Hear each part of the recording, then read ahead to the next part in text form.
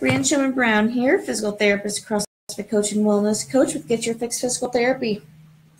Have another anatomy lesson for you tonight. Go away. There we go. Have another anatomy lesson for you tonight regarding sciatica. So sciatica is overdiagnosed quite often. A lot of times you'll go to the doctor, they'll put the sciatica diagnosis on it just because pain goes down the leg, but it does not even follow necessarily the pattern for sciatic issues. So I want to go over a little bit about what sciatica is and then kind of the anatomy that can contribute to it. So sciatica.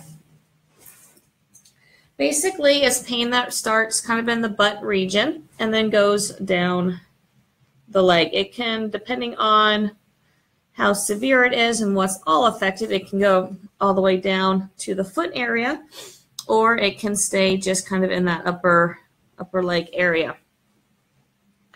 But basically, what happens is off the spine, you have, actually, I'm going to take back some layers. So spine coming down, your sacrum sits here at the bottom.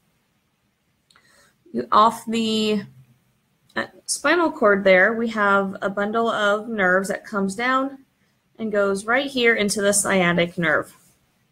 So it's a pretty thick nerve that sits right here. As it comes down the leg,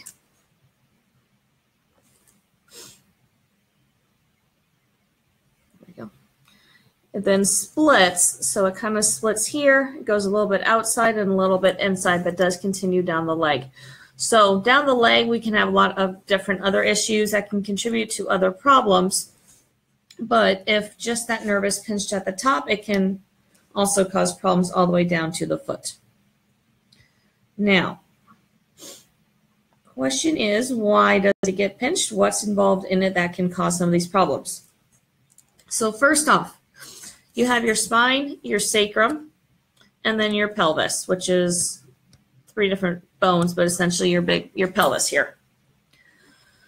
Depending on what position this all gets into. So your sacrum and your pelvis should be in a nice symmetrical position at all times, in line with each other. And I'll go into kind of the dysfunctions of that on a later one. But it should be nice and symmetrical.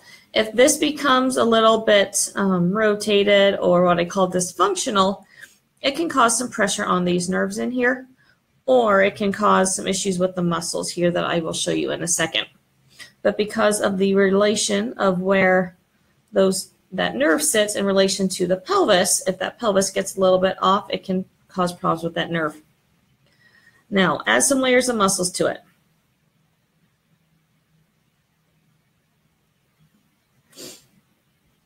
Okay. So that guy there is the piriformis.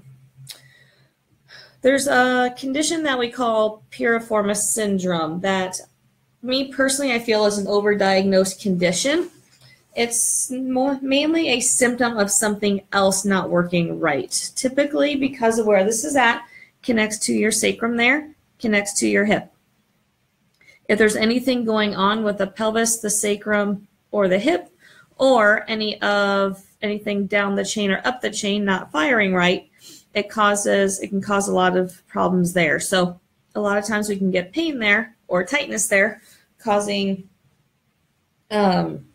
because of other issues. Now, notice where that sciatic nerve sits in relation to the piriformis, as well as in relation to some of these other smaller muscles around here, and then the glute that overlies it. So if this muscle gets tight or your glutes get tight, a lot of times it can put some pressure on that sciatic nerve and start causing some issues in there. Along with that, as we go down the leg, obviously these muscles are sitting over the nerve as well. So if we get some tightness in there, some irritation in there, that can cause some problems of pinching on that nerve. What we can also get is all these nerves have a little bit of a sheath that they sit inside. if we get any swelling around the area, if we get an injury around the area, scar tissue, something of that nature, it can cause a little bit of tightness and restriction around that nerve, not letting it move or glide properly, and that can also cause some problems as well. So there's a lot of things that can be involved with sciatic issues, sciatica, as a diagnosis, which we will cover, which I will get into as the next probably week and a half goes on. I'll get into kind of how the pelvis and sacral rotations dysfunctions can cause it. I'll go into how these tight muscles can cause it a little bit more. What causes those to all be problematic, kind of habits that we get into that can cause some of it. And then we'll get into how kind of stretching some of these different areas, loosening up some of these different areas can take pressure off of that nerve. So if you've made any comments during this, because I'm doing the screen share the way I am, I cannot see any of them. So I will get to those questions answered shortly. Let's see, if you're watching this on replay, if you have any questions or comments, definitely post them on here as well. I'll be happy to answer those for you directly. And as usual, if you have any specific questions you want to address with me, feel free to reach out to me directly. I'd be happy to answer any questions about issues you are dealing with. So hope you had a wonderful Wednesday, and I will touch base with you again tomorrow. Bye, guys.